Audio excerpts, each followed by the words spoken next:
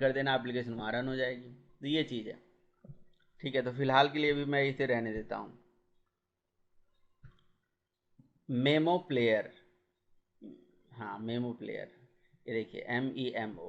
और एक दूसरा ऑप्शन है जेनी मोशन। जेनी मोशन का तो मैंने वीडियो भी बना रखा है, आपसे कहोगे तो मेरा वीडियो भी है यूट्यूब पे, वो मैं आपसे शेयर कर दूंगा।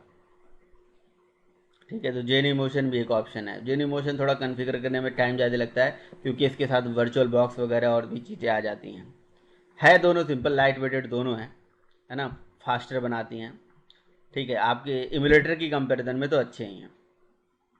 फिलहाल यहाँ पे देखिए हमारा स्पिनर हमने बना दिया। अब स्पिनर के अंदर हमें क्या करना है, आइटम्स को शो कराना है ना।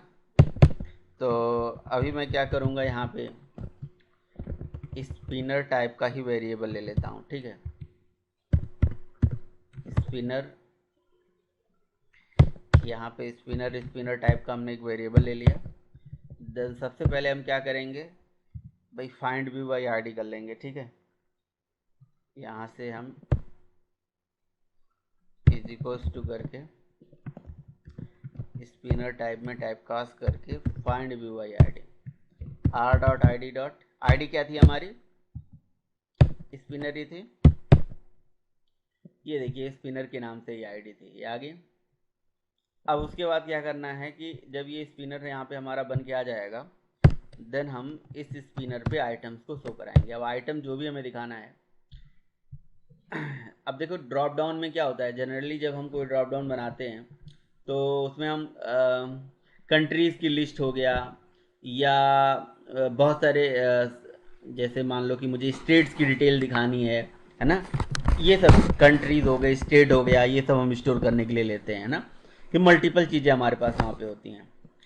तो या कंट्री स्टेट जो भी आपको यहाँ पे दिखाना है, वो क्या करोगे, आप कहीं ना कहीं संभाल के तो रखोगे। तो मैं एक एक स्ट्रिंग टाइप का एरे बना लेता हूँ। ठीक है, यहाँ पे स्ट्रिंग आइटम्स करके एक एरे बना लेता हूँ, और एक एरे के अंदर वो सारा डेटा संभाल के रखूँगा। तो से मैंने यहाँ पे वही सारा डेटा ले लिया जो वहाँ पे लिया था। कंट्रीज़ की भी लिस्ट ले सकते हो, से मैंने कोर्स की लिस्ट ले ली, एंड्रॉयड, जावा, ठीक है, PHP, .NET, ठीक है, .NET, और हमारा हो गया ये पाइथन, ये इस तरह से बहुत सारे आइटम ले लिए। ठीक है, अगर आपको याद हो लिस्ट व्यू, तो लिस्ट व्यू में ऐसे अगर हम आइटम ले लेते थे तो लेने के बाद उसको कैसे दिखाते थे, बताइए। लिस्ट व्यू पे आइटम को कैसे व्यू कराते थे, उसके लिए क्या यूज करते थे। हम चाहते हैं कि हाँ एरे अडेप्टर यूज करते थे, तो यहाँ पे भी एरे अडेप्टर होता है। ठीक है, तो एरे अडेप्टर से आप बना लीजिए। एरे अडेप्टर को आप जेनरिक करना चाहते हो तो कर लीजिए कि भाई ये स्ट्रिंग टाइप का डेटा संभाल के रखेगा। Array adapter is equals to new array adapter. ठीक है, एरे अडेप्टर का ऑब्जेक्ट बनाने के बाद आप एरे अडेप्टर में 3-4 पैरामीटर्स जाते हैं। सबसे पहले करंट एक्टिविटी का रेफरेंस जाता है, फिर एंड्रॉयड डॉट, एंड्रॉयड के अंदर व्यू भी तो होता है ना, एक कोई व्यू होता है जिसके थ्रू ये डेटा दिखता है। सिंपल जैसे जैसे आपको अगर याद हो उसके केस में, लिस्ट व्यू के केस में सिंपल लिस्ट आइटम 1 करके हुआ करता था कि नहीं था। तो आप यहाँ पे एंड्रॉयड के अंदर आर के अंदर लेआउट में, लेआउट के अंदर क्या होता है, simple spinner drop down item. ठीक है, simple spinner drop down item, ये आप यूज कर सकते हो। ठीक है, और साथ ही साथ बस आप क्या कर लीजिए, अपने आइटम्स को उठा के इसके अंदर डाल दीजिए, हो गया ख़त्म। एंड देन उसके बाद इस एरे अडेप्टर को क्या कहाँ पे सेट कर देना है, स्पिनर के ऊपर सेट कर दें, तो स्पिनर डॉट सेट अडेप्टर, और वहाँ पे आपको एरे अडेप्टर पास कर देना, बस हो गया। ये बन गया आपका ड्रॉप डाउन लिस्ट। तो ड्रॉप डाउन लिस्ट बनाने के लिए, या इस कम्बो बॉक्स जिसके नाम से आप जिसे जानते हो, ऐसा बनाने के लिए आपको करना कुछ नहीं है।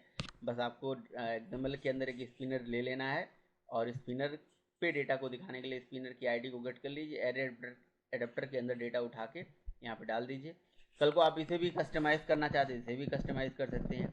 कि इसके अंदर अपने हिसाब से आप डेटा दिखाना चाहते हो, इसमें कुछ और स्टाइलिंग चेंज करना चाहते हो, अपना खुद का एडाप्टर बनाइए जिसको एरे एडाप्टर से एक्सटेंड कर लीजिए, उसके अंदर लॉजिक लिख दीजिए, है ना, बहुत सारी चीज़ें हो जाती हैं वहाँ पे। तो यहाँ पे एरे एडाप्टर का ऑब्जेक्ट बना के और एरे एडाप्टर पे स्पिनर के ऊपर एरे एडाप्टर को हमने क्या कर दिया, सेट कर दिया। देन अगर आपको अब क्या करना है कि इस पर्टिकुलर एडाप्टर में जैसे मान लो कि एप्लीकेशन रन होके आ जाएगा, ठीक है, तो अभी तो मेरा डिवाइस यहाँ पे कनेक्टेड है नहीं, ठीक है, तो मान लीजिए एप्लीकेशन को आप रन करोगे, ये रन होके आ जाएगा। अब रन होने के बाद अगर मान लो एंड्रॉयड पे क्लिक करो तो कुछ और एक्शन हो जाए, जावा पे क्लिक करो तो कुछ और एक्शन हो जाए। तो ऐसा करने के लिए यहाँ पे इवेंट यूज करोगे, ठीक है। तो जैसे वहाँ पे ऑन आइटम, शायद क्या था, ऑन आइटम क्लिक लिस्टनर था ना, ऑन आइटम सेलेक्टेड था, तो बिल्कुल वही सेम चीज़ यहाँ पे भी करना पड़ेगा। तो इम्प्लीमेंट करना होगा ऑन आइटम, ऑन आइटम, ये ऑन आइटम क्लिक लिस्टनर होता था वहाँ पे, क्या नाम है आपके लिस्ट व्यू के केस में, ठीक है ना। तो यहाँ पे ऑन आइटम सेलेक्टेड होगा, ऑन आइटम, ठीक है, सेलेक्टेड लिस्टनर, ऑन आइटम नहीं होता है बेसिकली, आइटम सेलेक्टेड लिस्टनर होता है, आइटम सेलेक्टेड लिस्टनर, एक मिनट रुक जाइए, ऑन आइटम,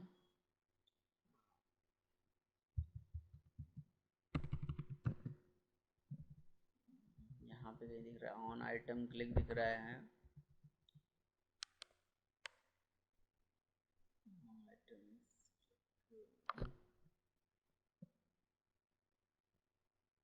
यहाँ पे इसका जो लिसनर है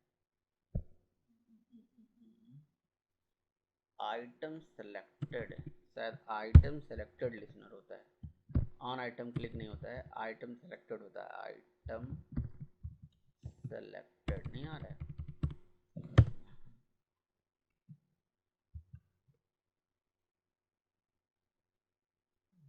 आना चाहिए, ऑन आइटम क्लिक लिसनर आ रहा है, ऑन आइटम सेलेक्टेड नहीं आ रहा है, ऑन आइटम क्लिक लिसनर, हाँ ये देखिए आ तो गया ऑन आइटम सेलेक्टेड लिसनर। तो ये ऑन आइटम सेलेक्टेड लिसनर को आपको इम्प्लीमेंट कर लेना है, ठीक है। देन इसका कॉल बैक मेथड होगा जो हमें यहाँ पे इम्प्लीमेंट कर लेना है, इम्प्लीमेंट मेथड। तो इसके अंदर जो दो मेथड्स हैं call back, on item selected, on item nothing selected, ठीक है।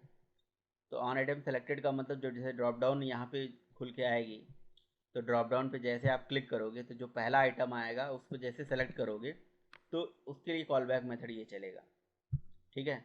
और जब उसको डीसेलेक्ट करोगे, नथिंग सेलेक्ट करोगे तो ये चलेगा। क्लियर है। तो अभी के लिए क्या करेंगे यहाँ से, ये तो हो गया हमारा लिसनर, तो यहाँ पे इम्प्लीमेंट कर लिया हमने। अब चाहते तो हम लिसनर अलग से भी अलग क्लास में बना सकते हैं, जो मैंने आपको पहले भी बता चुका हूँ। अब इस स्पिनर के ऊपर पहले सोर्स का लिसनर से रजिस्ट्रेशन भी तो करेंगे, तो spinner dot set on item click listener, ठीक है, और यहाँ पे दिस पास कर दीजिए। तो ये हो गया सोर्स का लिसनर से registration, on item click, sorry गलती से हो गया, ऑन आइटम क्लिक नहीं होगा, ऑन आइटम सेलेक्टेड लिसनर, ठीक है, ये कर लीजिए। और अगर आप एनोनिमस सेक्शन बनाना चाहते हो तो इसी के अंदर ही आप ऐसे दिस ना पास करके न्यू कर, सॉरी, आप इसी के अंदर ही न्यू पास कर लीजिए और न्यू करके ऑन आइटम सेलेक्टेड लिसनर ऐसे ओवरराइड कर लीजिए। तो इसी के अंदर कॉल बैक मेथड आ जाएगा आपका on item selected, on item nothing selected, मतलब आपका एनोनिमस सेक्शन इसके अंदर बन जाएगा, ठीक है। तो समझ में आ रहा है आप लोगों को। तो इसकी ज़रूरत हमें नहीं है, इसको इसको हम हटा देते हैं, ठीक है, चूंकि हमने यहाँ पे ऑलरेडी इम्प्लीमेंट कर रखा है अपने प्रोग्राम में। तो अगर आइटम सेलेक्टेड हो तो उस केस में अगर आपको जो भी एक्शन लेना है वो यहाँ पे ले सकते हो, यहाँ पे नथिंग सेलेक्टेड हो तो यहाँ पे ले सकते हो। तो कोई बड़ी चीज़ तो है नहीं, स्पिनर सेम उसी तरह से है, आपकी लिस्ट व्यू की तरह ही है, बस वहाँ लिस्ट के अंदर ऑन आइटम क्लिक होता था, यहाँ पे ऑन आइटम सेलेक्टेड होता है ना। ऑन आइटम क्लिक ही होता था, कुछ और होता था। ये ये देख लो ना आप, यहाँ पे ये हमने कस्टम लिस्ट व्यू यहाँ पे बनाया है, लिस्ट व्यू, लिस्ट व्यू तो हमारा 7th वाले सेशन में था ना, 7th सेशन के अंदर लिस्ट व्यू के नाम से नहीं बनाया कोई, नहीं, लिस्ट व्यू के नाम से नहीं बनाया है, ये देखिए माई एप्लीकेशन मेन एक्टिविटी। ठीक है, मेन एक्टिविटी में ये तो हमने वेब व्यू लिया है शायद, हाँ ये अलग चीज़, 7th वाले में नहीं होगा। 6 के अंदर ही हमने जो है उसमें अलग एक एक्टिविटी बना दिया था लिस्ट व्यू के नाम से, 6 वाले में। ठीक है, तो ये हमारा लिस्ट व्यू डेमो, ये चीज़ है। तो यहाँ पे जो लिसनर होता है ऑन आइटम क्लिक लिसनर होता था, देखिए एडेप्टर व्यू के अंदर पड़ा हुआ है। क्लियर? तो और बाकी सारी चीज़ें वही थी। तो यहाँ पे लिसनर हमारा बस बदल रहा है। यहाँ तो लिसनर हमारा क्या हो जा रहा है, लिसनर हमारा ये हो जा रहा है ऑन आइटम सेलेक्टेड। अच्छा, अगर आइटम सेलेक्ट होता है तो उस केस में जो देखिए यहाँ पे देखिए adapter view, view, position, ID सब यहाँ पे आता है। तो जो भी आपको यहाँ पे करना है, जैसे हमने